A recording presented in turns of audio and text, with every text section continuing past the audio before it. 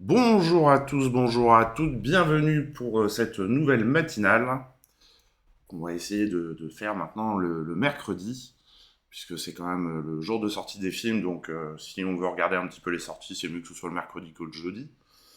Voilà, donc on va regarder quelques petites news.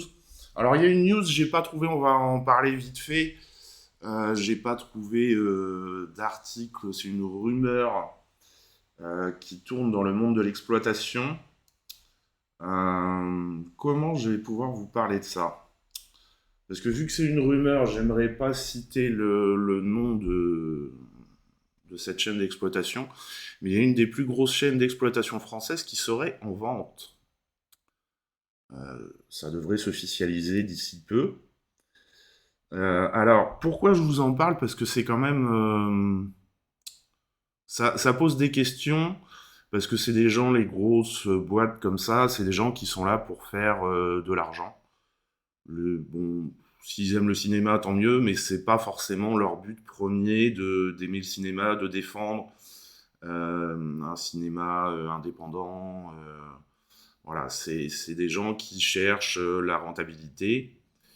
Euh, et donc, ça veut dire quand même que pour eux, dans leurs analyses financières à venir, ils ne voient pas de rentabilité à court terme, c'est sûr, mais non plus à moyen terme, parce qu'autrement, ils ne vendraient pas, je pense.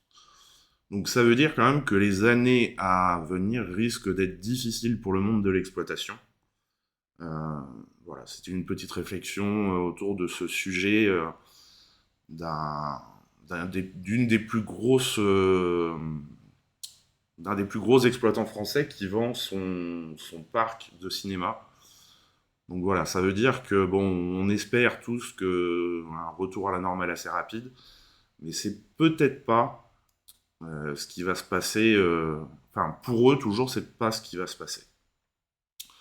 Voilà, donc pour cette petite analyse d'une rumeur dont on entend parler depuis hier. Allez, on attaque les news avec des voilà. J'avais oublié de vous en parler la semaine dernière. William Hurt est mort, acteur inspiré et figure récurrente du MCU. C'est vrai qu'on l'a vu, il a joué avec Laurence Kasdan, Shyamalan, Cronenberg.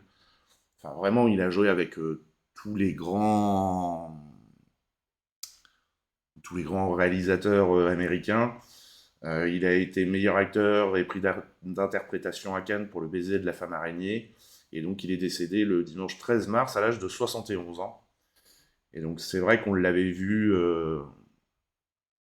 on l'a vu dans beaucoup de films. Il se plonge dans des œuvres contemporaines, alambiquées. Voilà. Se retrouve devant les caméras de Woody Allen, Wen Wang, Franco Zeffirelli, Chantal Akerman. Il a été dans beaucoup de Marvel, puisqu'il a été dans Dark City, Perdu dans l'espace, Intelligence artificielle avec de Spielberg. Il a joué dans Le Village, History of Violence, Au plus près du paradis, et The King, Into the Wild. Donc vraiment, c'était un acteur qui était assez impressionnant puisque il a fait beaucoup de grosses licences comme ça où il est apparu euh, comme un personnage récurrent qu'on retrouvait régulièrement. Mais il a aussi joué dans des films plus d'auteur, on va dire, puisqu'il avait joué dans Into the Wild de Sean Penn. Voilà, donc c'est vraiment un grand acteur qui nous a quittés. Et, et voilà, bah, une tragique disparition. Allez, on passe à des choses plus gaies. Cannes 2022, on sait maintenant qui est la maîtresse de cérémonie de la soirée de la remise. Ce sera Virginie Efira, presque née sur la croisette, puisque sa carrière a décollé avec Victoria de Justine Triet, présentée à la Semaine de la Critique lors de l'édition 2016. En 6 ans, Virginie Efira s'est vue passer d'ingénue cantonnée aux comédies romantiques à visage incontournable du cinéma, une prouesse. Ses rôles l'ont amené à fouler une nouvelle fois le tapis rouge, avec Justine Triet pour Sibylle en compagnie d'Adèle Exarchopoulos et du défunt Gaspard Ulliel. Voilà, donc on sait qui animera la soirée de remise des prix de Cannes. On n'a pas encore la sélection, ça devrait arriver assez rapidement maintenant, mais voilà. Par contre, on a la sélection du festival du Polar 2022 de Reims. Et donc, on va voir un petit peu en compétition. Alors, beaucoup de films donc, qui vont sortir, qui ne sont pas encore sortis, mais qui vont sortir et être à découvrir dans les salles d'ici peu. On voit donc ils ont beaucoup de films européens. D'habitude, ils ont des films peut-être un peu plus du monde entier. Là, on voit qu'il y a quand même entre La Vie et la Mort, qui est français, Future is a Lonely Place, c'est Allemagne. Il y a un film qui vient d'Ukraine, il y a un film qui vient d'Espagne, il y a un film qui vient de Russie, de Lituanie, d'Espagne. Donc il y a vraiment, il y a deux, trois films qui viennent d'Asie. Mais d'habitude, ils sont un peu plus ouverts que ça sur le monde. Donc ça, c'est la grosse sélection. C'est comme à Cannes, il y a la sélection officielle, il y a la sélection acide, il y a la sélection un certain regard, la semaine de la critique, voilà. Donc comme à Cannes, à Reims, il y a plusieurs sélections. Donc ça, c'est la grosse compétition.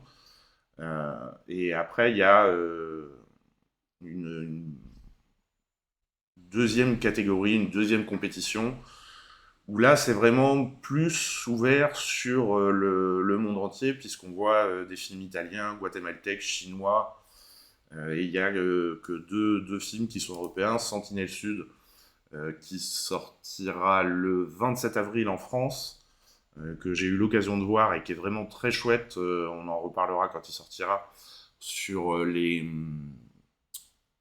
militaires qui reviennent à la vie civile. Voilà, donc tout un tas de films qui seront à découvrir. L'affaire Coligny qui est très chouette, qui doit sortir depuis peut-être même plus. Donc là, on est en hors compétition et on retrouve, c'est assez marrant, les Bad Guys qui va sortir, je sais plus de tête, mais qui sort incessamment sous peu d'ici 2-3 semaines. euh, et dont on vous parlera, et qui est lui un dessin animé, voilà, où c'est de l'enquête, mais un petit peu pour les enfants, voilà, quoi. C'est un petit peu tourné au ridicule. Toujours des séances spéciales où on reprend des films un petit peu plus anciens. Et ensuite, les séries. Alors par contre, il n'y a qu'une série, c'est quand même... il y aura 3 épisodes présentés des Papillons Noirs, créés par Bruno Merle et Olivier Abou. Et un petit peu une rétrospective du cinéma espagnol avec Sorogoyen, Almodovar, euh, qui sont à l'honneur. Et c'est bien normal puisque c'est quand même des réalisateurs qui marquent en Espagne, quoi. Alors, les nominations aux Oscars 2022. Et encore une fois, moi j'ai toujours un problème avec ça. Bah, encore une fois, bah, c'est des films qu'on aura peu de chance de voir au cinéma, pour beaucoup, puisque quand même, donc, sur le total de films sélectionnés, il y en a 15 qui sont disponibles sur Netflix, Disney+, et consorts, et qui ont des sérieuses chances de repartir avec une ou plusieurs statuettes dorées. Donc c'est bien un festival de cinéma, normalement, les Oscars, hein, mais ça devient de plus en plus un festival de plateforme. Et ça devient quand même un petit peu problématique, puisque bah, c'est des films, voilà, il y a quand même Jane Campion,